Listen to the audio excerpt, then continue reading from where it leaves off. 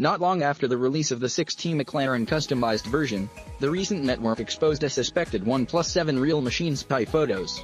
The environment may be a Plus internal product communication meeting. OnePlus founder Leozio, who's sitting a new machine is being played on the right side of the table, and a staff member is demonstrating the PPG. As can be seen from the figure, this OnePlus 7 has two colors, red and white. The back cover is designed with a new ID language. The camera area is designed with a black disc. It looks a bit like Nokia Lumia 1020 classic Oreo camera shape, and although look down on a few cameras, but from the shape of the LED fill light, it is likely to be a set of xenon flash.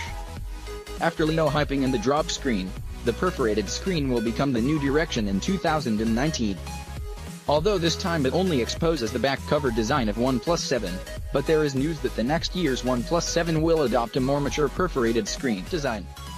In addition, as a performance-only flagship product, OnePlus 7 will be equipped with the Snapdragon 855 processor, and the rear lens module may use the same 3-camera module as the Oppo R17 Pro,